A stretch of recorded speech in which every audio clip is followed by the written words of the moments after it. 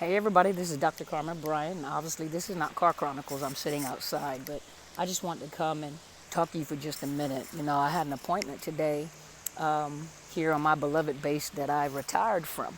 And it never ceases to amaze me. I like coming here and, and kind of reminiscing of my military career, my military days, and it's the hospital. Big, beautiful hospital. And then in the back, this is what's in the back. You see all that? It's beautiful, isn't it? But it just so happened I was sitting out there in the sun, so my face is all hot.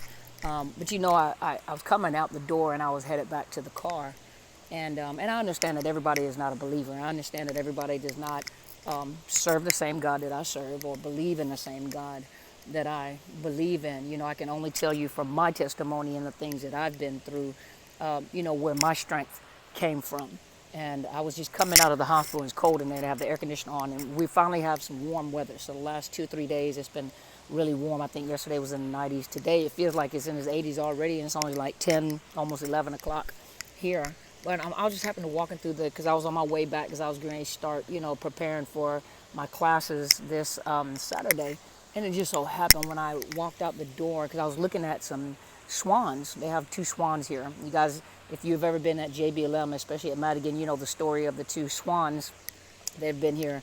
They haven't been here for years, but they keep replacing them. But this goes by the same name as female and male.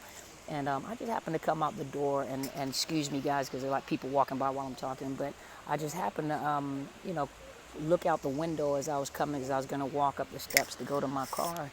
And I happened to look in the back. And when I looked in the back, I was just drawn to sit out here, drawn to sit out in nature for just a minute. And I sat down and started reflecting. And I started thinking, because I had read this cup. I was in, I think I was in Burlington, Coat Factory of Burlington. And there was this cup, or this, I think it was a picture of a cup, one or the other. And it said, you are living in the prayers that you prayed yesterday. So the prayers that you were praying before are, you've been blessed. Like those prayers have been answered. Like some of those prayers have been answered. And you're living in the prayers that, now that you prayed then. And I started thinking when I came outside, I was like, wow, sometimes we are so ungrateful. We pray about things that happens, and then all of a sudden we begin to concern ourselves whether or not, the next journey is going to happen, when the very things that we were praying about the first time happen. And I said that to say, during the time that I was in a situationship with the narcissist, that I was in a situationship with, I used to always pray that I could get out of this somehow. And the thing is that, being in ministry and thinking that you're supposed to stay in domestic violence situation, the first thing I started thinking was like, I'm not supposed to leave. I'm embarrassed. People are watching me. I'm in a leadership position. How is this going to affect my family? But I remember, and I kept journals. Of my prayers that I just wanted to get out of the situation. And if I got out of the situation, that I would wait, no matter what, I will wait until, you guys excuse me, the video got cut off. Boy, it's hot out here. But what I was saying is that when I got when he opened up the door for me to get myself out of that situation, sometimes you have to recognize that, and I want to show you guys this. Look, isn't this beautiful? But sometimes when doors of opportunities open, you have to take that opportunity, because sometimes you don't know how long it takes for another door of opportunity to open. Temptation knocks all the time, opportunity once. And then how long does it take before you have to go back through a cycle for that opportunity to open again? And so it just so happened, for those of you that experienced it, I've been through it, the side chick drama, where, the narcissist was living with a whole nother person, pretending to be married to them, proposed to her and everything. Me and my whole family were unaware of the fact that, he's living a double life, and the people that are around him, didn't even know, but it was what it was, which actually, as painful as it was, you have to excuse me, I was out of breath, I was going up a hill, but even as painful as the situation was that door of opportunity for me to get out of the situation. Not only that, believe it or not, and we joke about it all the time, but that side chick helped me out a lot because she put a lot of pressure on him to get out of the marriage. And he didn't want to lose her because that was his new supply. And she had a little more than I had. But it kind of helped me out because she put a lot of pressure on him to get out of my marriage, out of our marriage. And it worked, and it wasn't like I had to concern myself with him trying to stay. And so it did help. Was it painful? Of course it was painful. But I started thinking when I came outside, I was like, man, I sat down for a minute and I started to look over my life. You can do that in a short period of time. I started to look over my life and all the things that God blessed me with when I came out of this situation. I had to give up a home that was going into foreclosure, got another one under the assumption that, I was going to have a family. And, that dream was burst. Had to get out of that and find an apartment. And believe it or not, I was praying. I said, God, you open these doors up for me. How am I supposed to sustain me and my daughter? Because, in the military, when you leave out of the military, you're leaving out with a retirement check, but he had just destroyed my credit, messed up my money. He left me with a lot of debt, put me in positions where, how am I going to do this? And I was grateful because the job that I was in promoted me twice. At the time that we were going through the divorce, promoted me twice. And so I was able to sustain myself. And then when I was looking for an apartment, I said, now God, I know that you didn't, bring me out of this situation for me and my daughter to be homeless, for me to start from ground zero, And it just so happened I was looking for an apartment and I was asking God, I was like, I would just like a nice apartment. The apartment turned and where people can't look in there. I needed it a little dark in there, dim in there, because that was my place of healing. That was my little cocoon. I needed a small, intimate place that was just for me and my daughter. And then I kind of threw in there, I said, I would like the amenities in my house. I don't want to go to the washer and dryer. Let there be a washer and dryer in the house. Let there be a dishwasher in the house. We were like a swimming pool in the apartment complex. If you can, an indoor-outdoor gym, indoor-outdoor gym. I said all these things, and I was looking for an apartment. And here in the state of Washington, you guys know it's kind of expensive. And I remember going to this apartment, and by the time I got to this apartment, I was exhausted. I felt hopeless, like, how am I going to do this? And it just so happened, I just have a fun nature. I like to laugh and joke with people, make them feel good. And so the young lady that I was talking to had lashes on, and I was like, girl. So, I'm laughing and joking about her lashes. So she takes me to go look at this apartment and everything. And it was really, it fit. It was kind of what I was looking for. Two pools, a gym, washer and dryer, and I said, well, how much is it going to cost me? I kind of gave her my situation that I was going through a divorce and everything. And she was looking at the credit, and she was like, he kind of messed up the credit, So, when your credit is messed up, you're trying to get an apartment, they do a credit check, sometimes you have to pay those extra fees. But because of the fact that she kind of knew, she had the basic information of what I was going through, she said, I'll tell you what, this is what I'll do. She says, number one, you are a retired military person. Number two, you still work on the installation. She said, I know your situation. And y'all listen, that apartment was probably about $1,500 a month at that time when I was going. So about $1,500 a month at that time in that year. And she said, I'll tell you what, this is what I'm going to do. She said, I'm going to give you these discounts.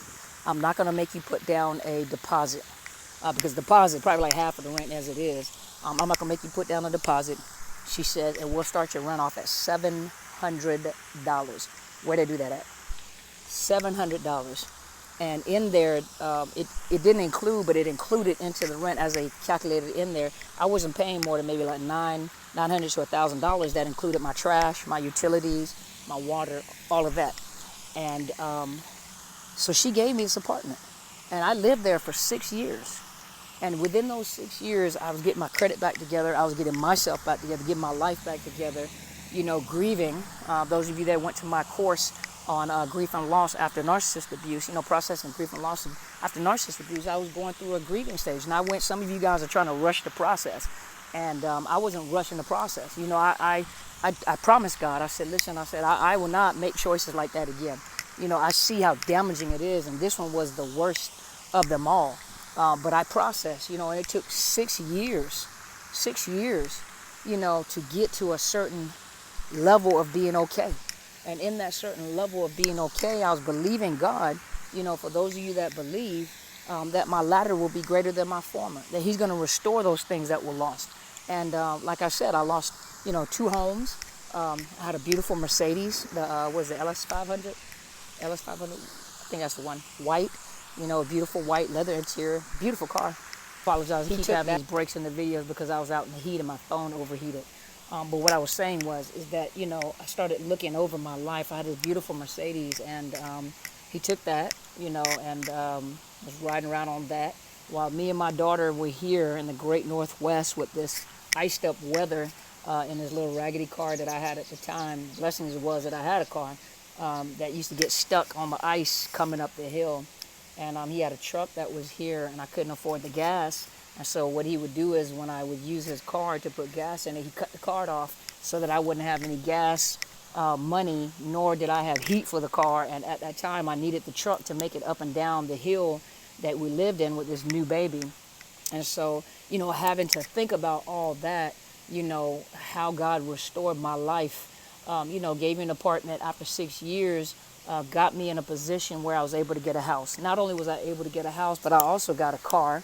And then after that, I had that car for the longest. And then I was able to get rid of that car and get a car that was a little bigger, that was suitable for me and my daughter. A house, a new car, new furniture, a new life. You know what I mean? And how can you not be grateful? How can you not be grateful? I was looking, I was like, man, sometimes we are so ungrateful because sometimes we live in the past, you know what I mean? And yes, obviously, some of you guys are going through it. And you just have to know, with a lot of us creators that come on here and make these videos, a lot of us have been through it too. So it's not like we're not compassionate to what you're going through. We're not empathetic to what you have been through. It's the fact that we have been through it and we have gotten beyond it too. And, every day, like Apostle Helen Sadler, my mom, she has a conference coming up in Chicago called Each Process Leads to Freedom. And I have a conference coming up right before that. Hers is 11th through the 14th of Chicago. Go to destinyhelper.ticketleap.com to get you a ticket. And then my conference is July 29th in Los Angeles, California. And mine is Unpackaging the Trauma. And when I tell you that a lot of, we're going to have some excellent speakers there.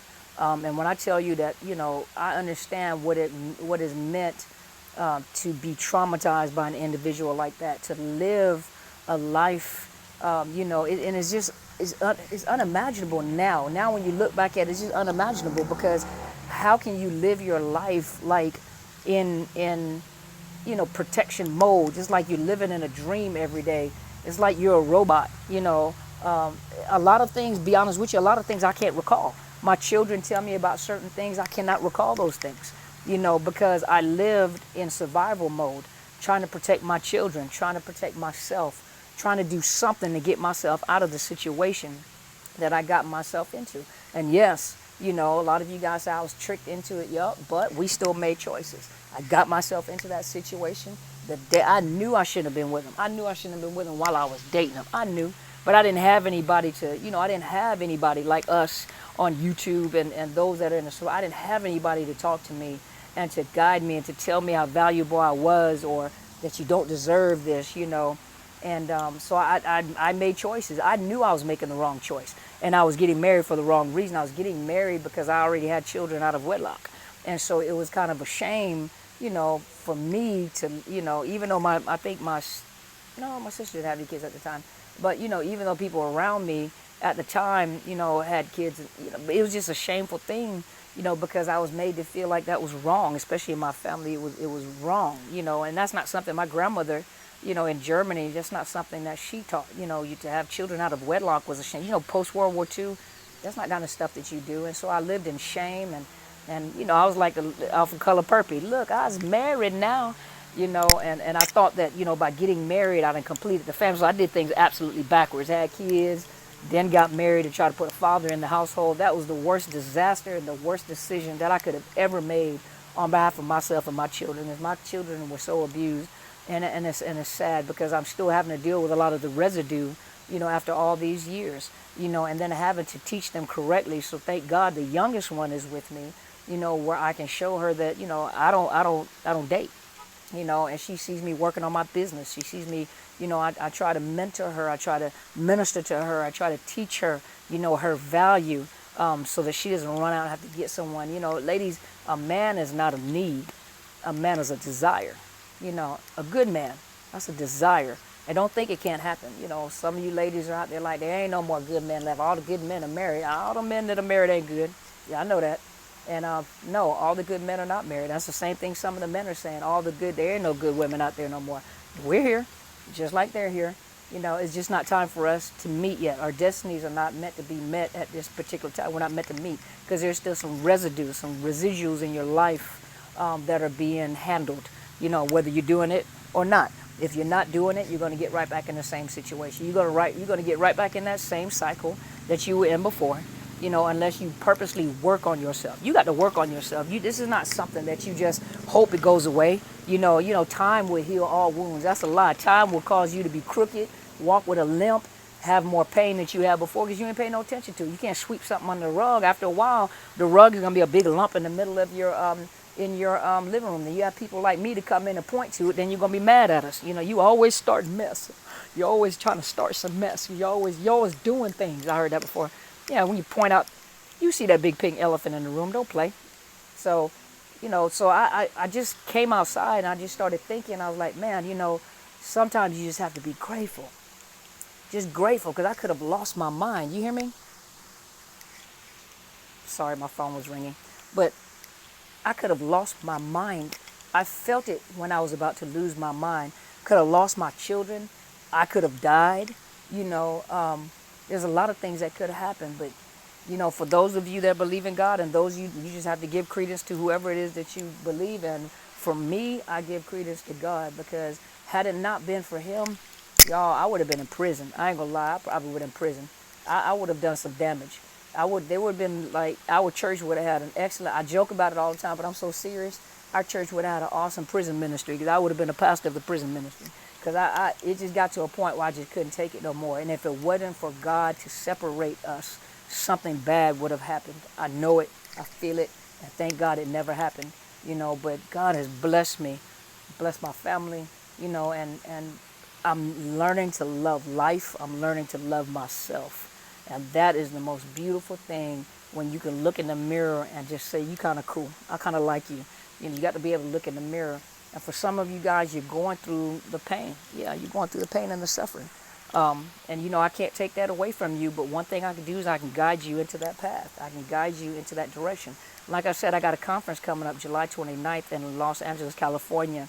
And it is at the Sonesta Hotel right at LAX. You go to my site, is overcomingnarcissistabuse.ticketleap.com, and get you a ticket. You could do general session, you can do VIP, or you can do Zoom. If you can't be there, you can be on Zoom. Those that are in general session is from 8 to 5 p.m.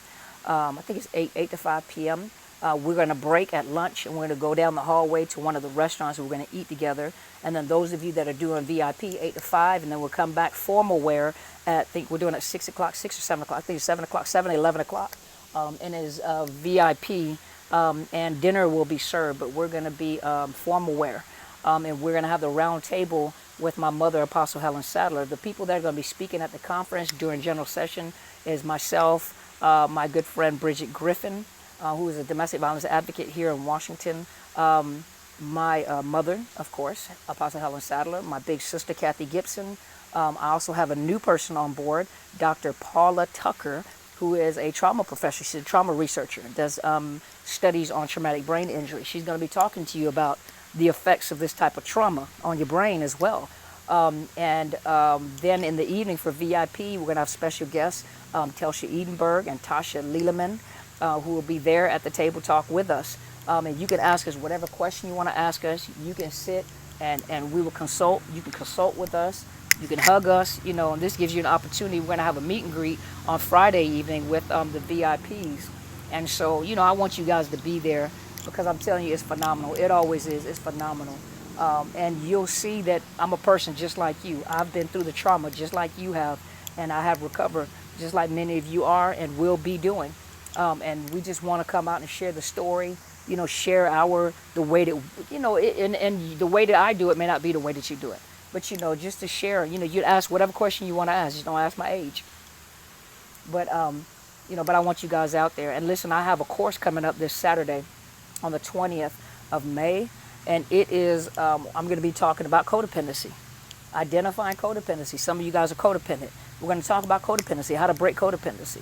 So I want you guys to enroll in that. You can go to the same site, overcomingnarcissistabuse.ticketleap.com, and sign up for the class this weekend too. And like I tell you guys, if I do the class live, it's going to be on Zoom, and it's going to be $99. I mean, $60. The original price is $99. But for you guys that come on live with me, it's going to be $60. And those of you that enroll, if you would like to do the after I record the class, and you want to stay for an additional hour, that's $99. That is question and answers and support, where we have a discussion of that. You don't want to miss that, because that lets us get into individual people. And I want to reserve space, at least 15 people. That's it. That's all I want to do, because there's a lot when you have a lot of people. A lot of people want to talk. But, that will be $99. Now, when I post the course, and my academy is almost complete, so that last class that I did, the processing of grief and loss, should be ready within a day or two. I just have to do some tweaks on my site so that you guys can pay it. But my academy will be open, so you can see all the upcoming classes that will be happening. You'll see the next classes that I'll be doing, or topics that you may be interested in. But the academy is almost finished, and so I will be recording live, and then I upload that. And those classes are $99, unless it's more than one module. Like some of them, like the parenting class that I'll be doing, is like 10 modules. And so you guys will get the same discount, module 1, module 2, module 3, or once I have it uploaded, you can get the whole package at a discounted price. But I thank you guys so much I just want to come out here and share this. And I just want to show you guys this because, like I said, this is my beloved Joint Base Lewis McChord. At the time I was stationed here and I retired, it was Fort Lewis. But these are little, beautiful little places. You used to come and just enjoy yourself. Just sit. Look at that. Just the sound of the water. You know what I mean? Look how pretty it is. Look at that. And y'all, believe it or not, if you count, let me see. Let me put my finger up there. 1, 2, 3, 4, 5, 6. The floor, hold on, let me get my finger up there. That was a room where I had, hold on, let me go over some.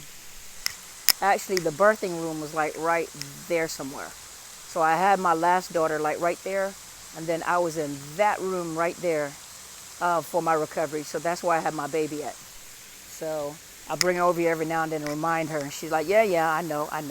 But this isn't as beautiful. Look at that. And so this is like a place that Madigan has put out for soldiers and families and those of us that are retirees to come out and just enjoy ourselves. And I sure did. I just came out here. I just had to take a breather for a minute. I was tired. I'm tired, y'all. But I had to take a breather. And now I'm on my way back home, because this is my day off, to finish up the course and the workbook for Saturday. So those of you that register on my academy, you'll also get a workbook with the classes. When I create the classes, be a workbook with each of the modules. And so I am on my way out. It is hot. You see my little face turning pink? I know. You look better without no makeup on. You a lie. Because I got to cover up my face and make it look professional. But today is just one of my off days. And so I come out here. You guys get to see the real me. But I appreciate you guys. I just want to talk to you guys a little bit. I want to share the beauty of my surroundings. You guys have a beautiful day, okay? And you guys go be great. Bye, y'all.